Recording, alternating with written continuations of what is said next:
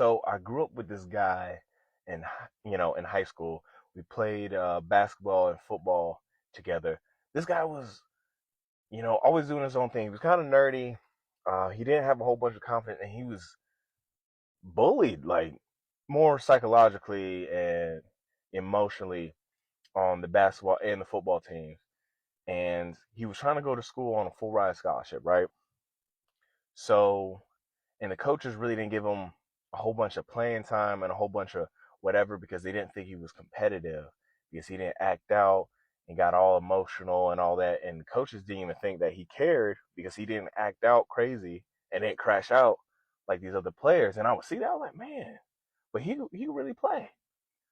Like there would be sometimes where this guy, he would do when he would mess up, he would be sat out, cussed out, and then the next guy, whether he was starting over him or on the same level, he would do the same exact mistake. Nothing would happen, and they would keep him playing, right?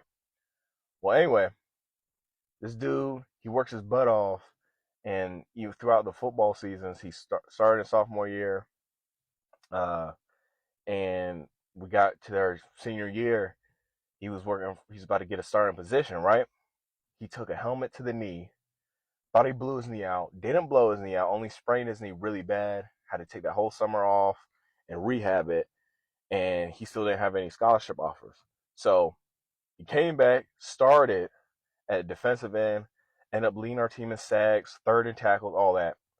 Last game, the other team scored a touchdown on us. This dude was cussed out and taken out the rest of the game.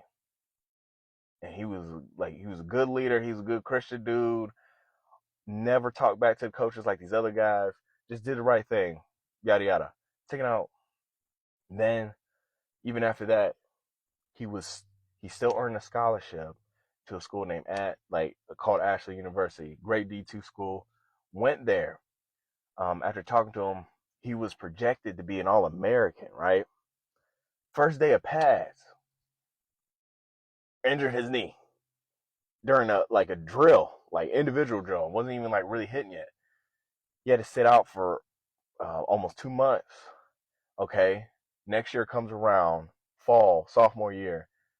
That injury in his other knee from high school, when he took that helmet, it flared up again. They found out he had like 2 big bone bruises in his knee, right? So he had to sit out, the last half of that season. And fast forward, spring ball, going into his junior year, they moved his positions. He went from defensive end, D tackle. D tackle was a lot more bigger dudes. He ended up learning this position a couple weeks. That same knee that was just bruised up, that left one, they already had it in a brace. Someone fell into it, made it bend backwards in the brace during a scrimmage, and he was just balling out in the scrimmage too.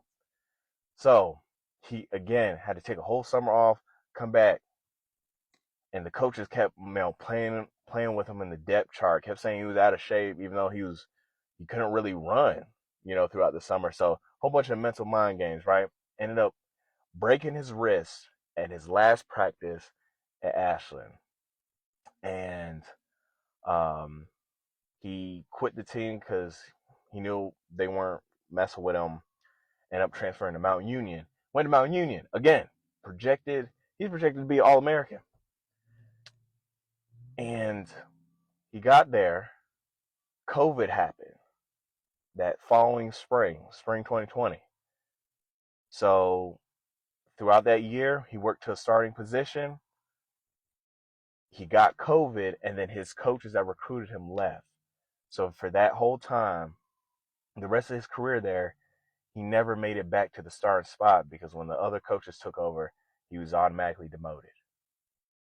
And his last season there in 2021, right, he was fighting for a starting spot, or not even a starting spot. He was fighting for just a roster spot because earlier that season, he sprained his oblique. Couldn't even sneeze or breathe without whatever. Did miraculous recovery early on, but he just was floating. He was telling me He hardly got sleep. He would be going to practice and early morning lifts off of like 3.5, 4 hours of sleep because he was just so anxious and so depressed about his position. And he would just be worried all day about, if he could make it out of this situation or making, a mistake in practice. So with all that, he still had another year, right? And he really didn't know what was going to happen, but he wanted to go out on a ball. And he got his degree at Mount, left the team, and decided to play his grad year at a smaller D3 school than Mount called Geneva College. This dude, he goes to Geneva, start his master's, becomes a GA, and to help pay for school, and then plays ball, right? Work ethic, incredible. Never heard anything like it. In camp, so this guy's legs has been good for when he was at Mount, so good full 2 years. But when he got to Geneva, twisted up his knee pretty good. That right one that got injured back at Ashland, twisted up pretty good. And then he tore his MCL that second game. So they had to tape his kneecap into place every single time he practiced. So what's crazy is that this guy is at the prime of his life athletically. Like he was 265, being able to dunk a basketball with two hands, easy, um, and could run good, all that, right? And he could barely walk up the stairs. But he, again, one of his team sack leaders and tackle leaders that year at Geneva. He ended up becoming all conference. And the award was specially for leaders, right? So with all this being said, this guy knows that football ain't with it anymore. And he wasn't gonna go try to pursue the pro side. And he decided to help people go pro, right? So he ended up earning his counseling degree at another school and got his license. And now this guy is just trying to build champions and help people out through the same things he went through. Like all the sleepless nights, all the times of crying and not wondering what was going to happen, thinking just to end his dream, despite what people have said, right? But this guy, he's working at a university. He's helping those athletes do the same exact thing. And